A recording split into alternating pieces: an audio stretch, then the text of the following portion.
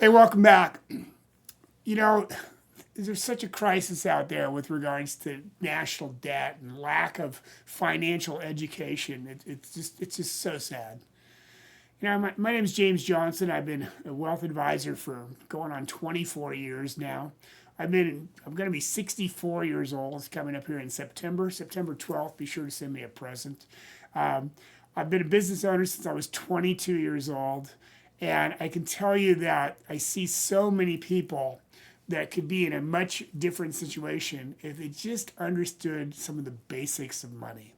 So the reason why I put together this YouTube channel in the first place was to teach people, to give people some really good common sense information so that they could start moving out of what we call the spender, the saver, and the wealth creator. And I'm going to talk to you about that today, but I'm going to give you some details here that maybe you don't know. See, as of early 2025, the U.S. consumer debt has reached an all-time high.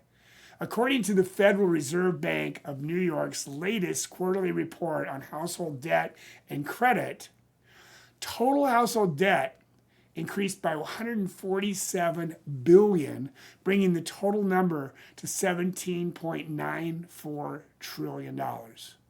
Folks, that's a huge number. That's just absolutely insane, and it just isn't necessary. There are ways to go about making this better, and I might make it sound easy, but what it really is it's just a matter of understanding how money works and about how to make that money work for you. See, credit card debt has also seen a significant growth. LendingTree reports that the national average credit card debt among cardholders with unpaid balances rose to $7,236 in the third quarter of 2024, up from $7,130 in the previous quarter. A report from Fortune indicates that the share of credit card holders making only a minimum payments on their bill increased to 10.75% in the third quarter of 2024, the highest it's been in recent years. This trend highlighted the growing financial strain on consumers, emphasizing the importance of prudent financial management and awareness of debt levels. So let's look at this. Let's look at how this stuff works. How does money really work? And the way money works is what happens is it comes down this great big tube over here. You see this tube over here where it says income? It comes through here and it runs down here through this like this, hits this tax filter and consumed and gone forever. Okay? So the way that looks is if we were to just set this on automatic here, we would see that that money comes to that tax filter there, okay? You have a job or whatever form of income you have coming in the door over here, okay? You pay your taxes, and you can't afford to save or invest because everything you have is going out the door to cover your lifestyle. Now, I understand that, and it's been true for all of us throughout all of our lives, but some of us learn, and we learn the number one rule, and that is to pay ourselves first. So we learn to pay ourselves first. But even those of us that learned that rule still didn't learn all of the basics of getting to being what's called a wealth creator. We just learned to become a good saver. So we have unexpected life pressures that put things on us that end up making us put out more money for major capital expenses, okay? Maybe we have to buy a car or put a new roof on the house or whatever. You might be saying, well, I can't even buy a house. They're so expensive. I have to rent. But there's always something. We call it shit happens. And it happens on a regular basis. So what happens in those particular cases is what we do when we're living in this lifestyle right here. We're focused on and we have to go borrow. But when we're borrowing from our future. Notice that over there in that lifetime capital, now we have a lien against our future. That means that now we have to work even harder to get rid of that debt as we go. You must reduce your lifestyle to service that debt. And so we end up living less and less and less of what we'd like to do. Now, if I came to you and said, listen, how much time do you want to spend today on sacrificing your lifestyle? My guess would be 0. So it's a really slippery slope, okay? Because we go out here, there's no collateral other than your job, all right? Your extra cash flow reduces the debt, but it reduces the pressure because we've got to come up with more and more money to live every single month. And then another unexpected expense comes up, and now we got to go borrow some more money. And it's this vicious circle. And then what happens for many of us is we get to that borrowing limit, okay? And now we have to pay it all out, or we have to file bankruptcy or do something else silly along the way.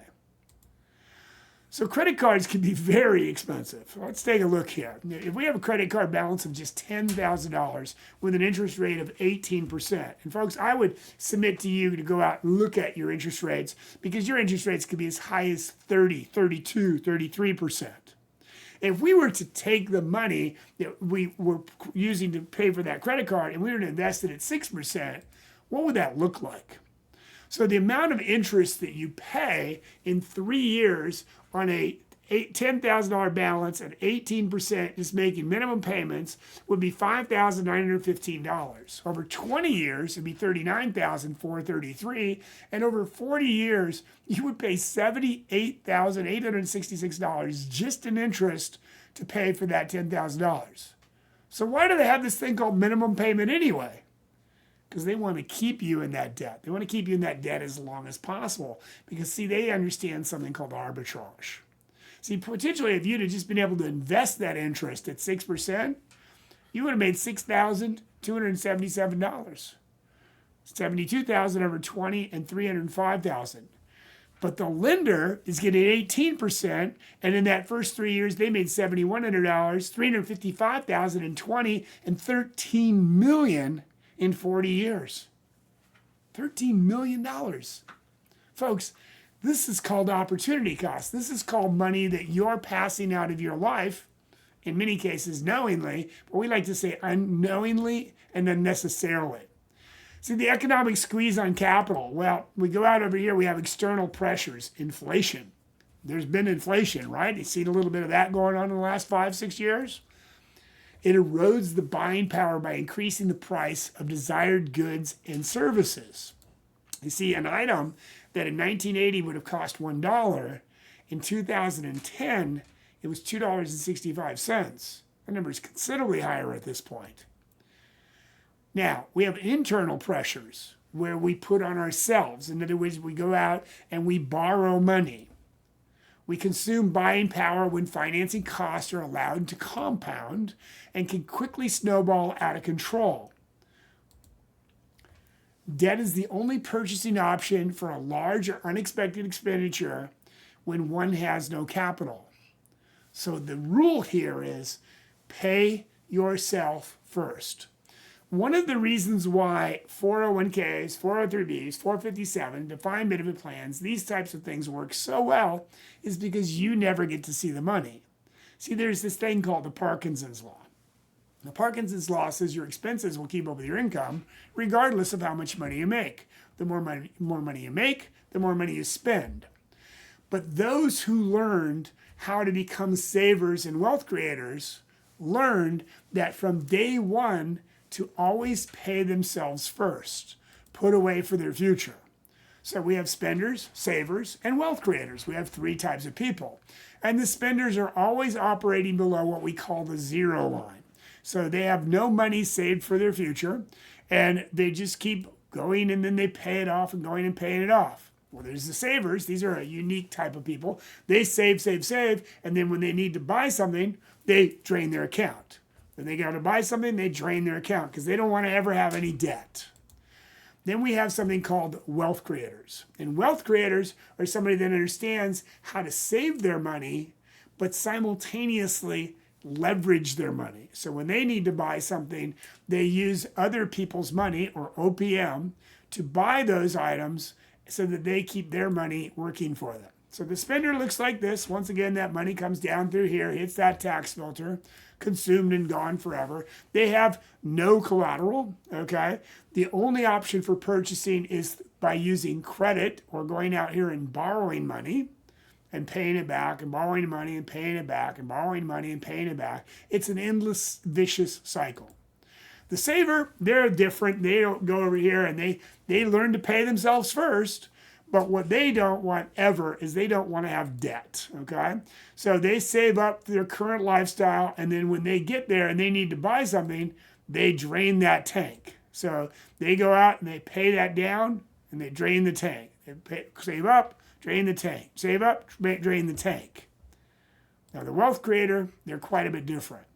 What the wealth creator is doing is they're going to save the money necessary to live today and tomorrow. And what they're going to do when it comes time to make that major capital purchase, they're going to diversify accounts and create some access to the capital. In other words, they're going to use OPM, other people's money. Now, they're going to go out here, and yes, they are going to borrow, but they're going to use their money to borrow other people's money. And they're going to capitalize on the money they have while keeping their money still growing, and then slowly paying down the debt over time. So there is a major difference between the spender, the saver, and the wealth creator. The question is, which one do you want to be? Which one are you? Are you currently a spender? Are you currently a saver? Or are you currently a wealth creator? Do you understand what it means to be a wealth creator? Put some comments in the box down below. Which one are you? Which one would you like to be? How would you like to get there? And be sure to subscribe to our YouTube channel, save this video for future use, and forward it on to friends and family. Like it, comment, and if you need some help, reach out. Remember to live like you're going to die tomorrow and plan like you're going to live forever, because you just might. Keep smiling and make it a great day.